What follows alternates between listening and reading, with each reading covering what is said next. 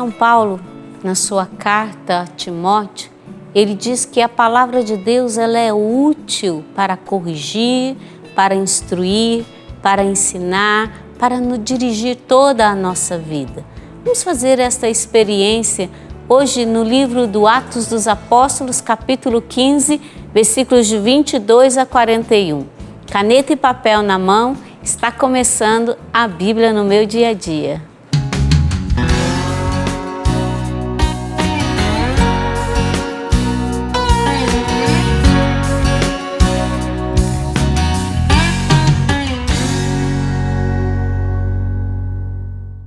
Vamos pedir o auxílio do Espírito Santo nessa nossa caminhada com a Palavra de Deus. Em nome do Pai, do Filho e do Espírito Santo. Amém.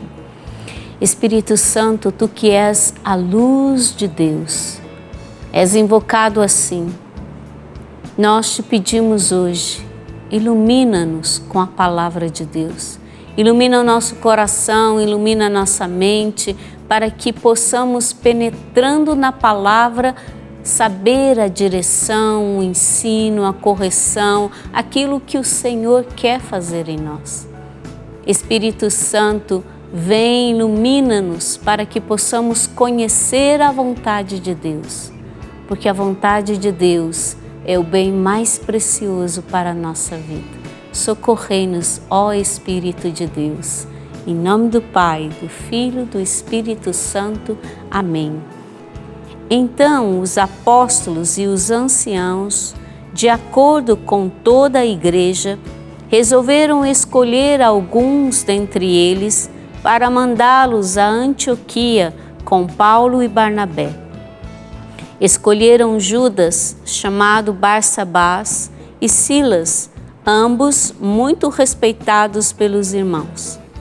Por intermédio deles, enviaram a seguinte carta: Nós, os apóstolos e os anciãos, vossos irmãos, saudamos os irmãos vindo do paganismo e que estão em Antioquia, na Síria e na Cilícia.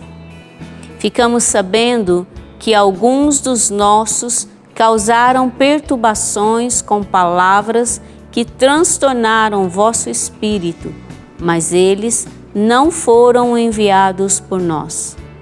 Então, decidimos de comum acordo escolher alguns representantes e mandá-los até vós, junto com nossos queridos irmãos Barnabé e Paulo, homens que arriscaram a vida pelo nome de nosso Senhor Jesus Cristo.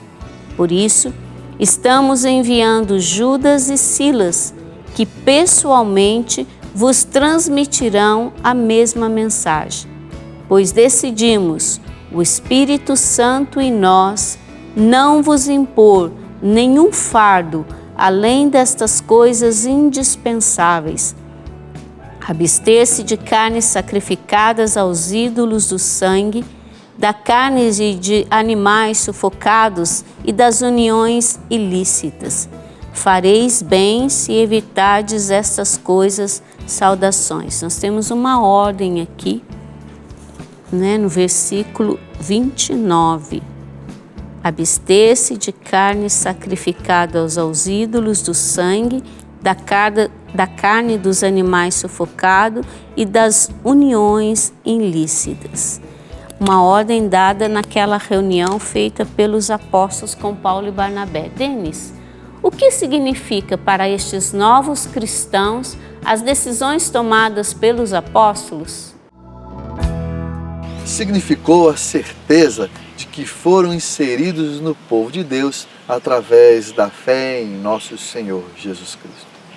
Porque nós não podemos nos esquecer que alguns cristãos que vieram do judaísmo queriam que aqueles novos cristãos que vieram do paganismo se tornassem primeiro judeus, conhecessem a história de Israel, a lei de Moisés, fossem circuncidados, para somente depois se tornarem cristãos.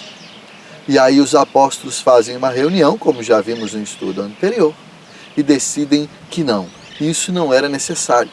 E é importante que esses apóstolos, inclusive, orientam que isso tudo seja divulgado nas diferentes igrejas cristãs. Há um trabalho para se divulgar isso, justamente para que não acontecesse nenhuma divisão na comunidade cristã, entre cristãos vindos do judaísmo e cristãos vindos do paganismo, uma vez que todos pertencem à comunidade cristã. A única necessidade era a fé na salvação operada por Deus através de nosso Senhor Jesus Cristo. Assim, a salvação é para todos. Todos são inseridos igualmente na comunidade cristã, no corpo cuja cabeça é Jesus Cristo. Obrigada, Denis. Nós temos aí o primeiro concílio da história da igreja. Que coisa bonita. Versículo 30. Depois da despedida, Judas e Silas foram para Antioquia, reuniram a assembleia e entregaram a carta. A sua leitura causou alegria por causa do reconforto que trazia. Judas e Silas, que também eram profetas, falaram muito aos irmãos, reconfortando-os e dando-lhes firmeza. Depois de algum tempo, despediram-se em paz dos irmãos e voltaram para aqueles que os tinham enviado. Quanto a Paulo e Barnabé, permaneceram em Antioquia e, junto com muitos outros, ensinavam e anunciavam a boa nova da palavra do Senhor. Versículo 36. Depois de alguns dias, Paulo disse a Barnabé: voltemos para visitar os irmãos em cada cidade onde anunciamos a palavra do Senhor para ver como estão. Barnabé queria levar também João, chamado Marcos, mas Paulo achava que não se devia levar junto aquele que na Panfilha os havia abandonado, em vez de acompanhá-los na missão. A discordância se agravou a tal ponto que cada um foi para o seu lado. Barnabé tomou consigo Marcos e embarcou para Chipre. Paulo escolheu Silas e partiu, recomendando pelos irmãos a graça do Senhor, percorrendo a Síria e a Cilícia, ia confirmando as igrejas. Nessa palavra, algo me chamou a atenção, bem aqui no finalzinho. Foi essa discussão entre Paulo e Barnabé em torno da figura de João Marcos, para mostrar que os apóstolos, os primeiros cristãos, eles não viviam coisas diferentes daquilo que a gente vive hoje. Para mostrar que eles são pessoas comuns, pessoas que têm sentimentos bons, sentimentos não tão bons, pessoas que erram, pessoas que discutem, pessoas que também falham. Então isso é normal, faz parte da vida.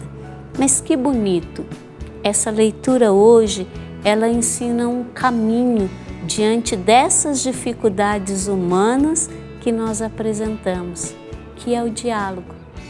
Na verdade, esse primeiro concílio de Jerusalém, em torno da realidade dos pagãos,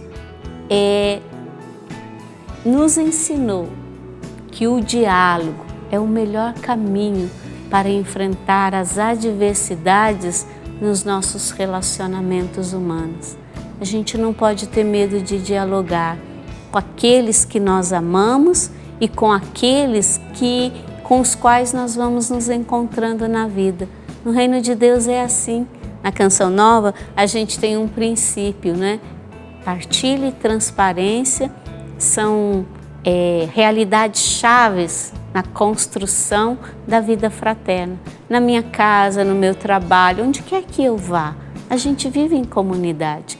E a palavra de hoje nos instrui, nos ensina que o diálogo, ele é essencial nas nossas vidas. Se cumpre aquilo que a gente aprendeu de São Paulo em Timóteo. A palavra de Deus realmente ela é útil para instruir, para ensinar, para exortar. Esta foi a exortação de hoje para mim, o diálogo. E para você, qual foi a provocação? como colocar esta palavra em prática. Eu fico aqui com as minhas anotações e você pode fazer as suas. E a gente se encontra no próximo programa, A Bíblia no Meu Dia a Dia.